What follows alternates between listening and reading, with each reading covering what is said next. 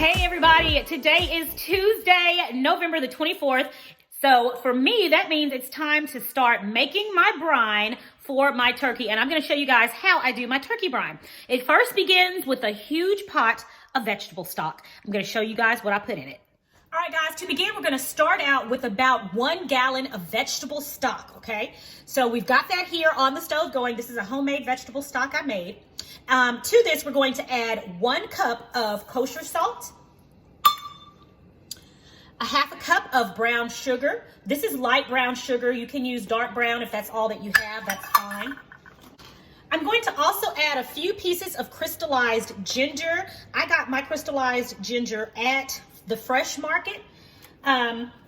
You should be able to find some there at the fresh market store. There should be some in at your local grocers. And also, I'm going to add about a tablespoon of black peppercorns. All right, I'm going to give that a light stir. And we're going to bring that to a boil.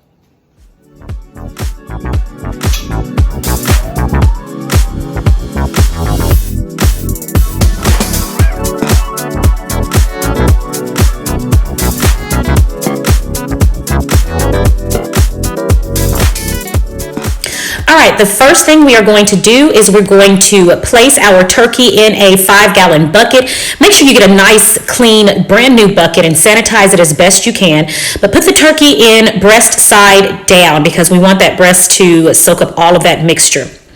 So we've put it in the bucket and we've put it over a gallon of ice, and now we're adding a gallon of water to that. And now it's time to pour in the brine mixture, the cooled brine mixture. So I'm using a strainer right here because I want to make sure it catches all of the ginger and peppercorns that we put in.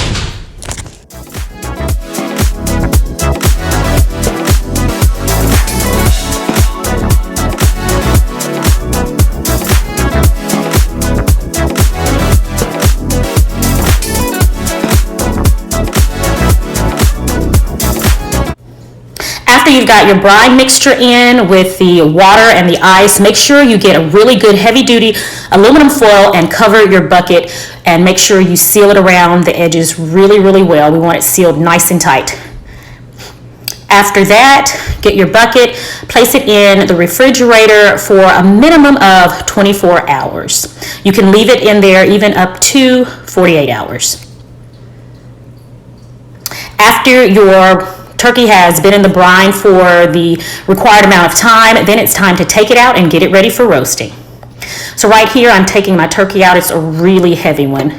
Putting it in the roasting pan, and you guys can see that turkey breast has absorbed all of that mixture. It's so nice and full of that flavorful brine mixture. So what we're going to do right now is get it ready for roasting. I'm going to do that by rubbing olive oil and a little bit of canola oil over the top. If all you have is olive oil, that is perfectly fine. I've used just olive oil before in times past. So get the olive oil or whatever oil that you have. I again recommend olive oil. This again is a mixture of olive oil and canola oil, and rub it all over your turkey.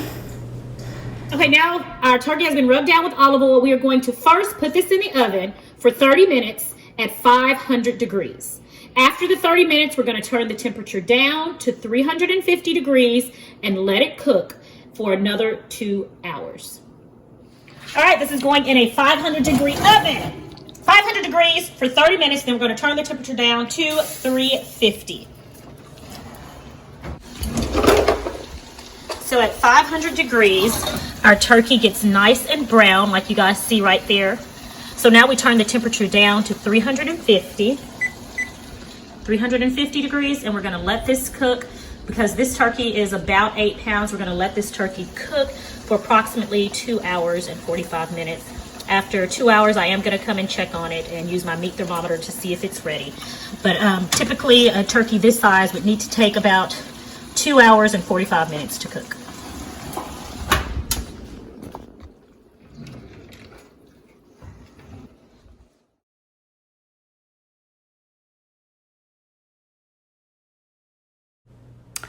Voila, And guys, here we have it.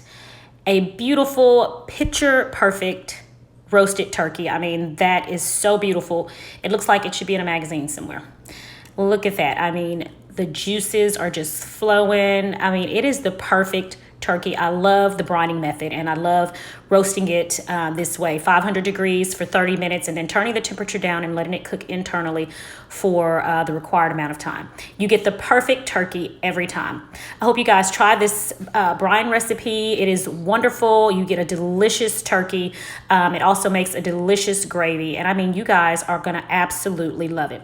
Thank you guys for watching, and if you're new to my channel, I would love for you to become a part of the Sincerely Virginia family, so go ahead and click that subscription button below. While you're at it, hit the notification bell so that you know every time I upload a new recipe. Thank you guys for joining me, and I'll talk to you in the next video. Until then, have a blessed and prosperous day. See you next time right here on Sincerely Virginia. Bye.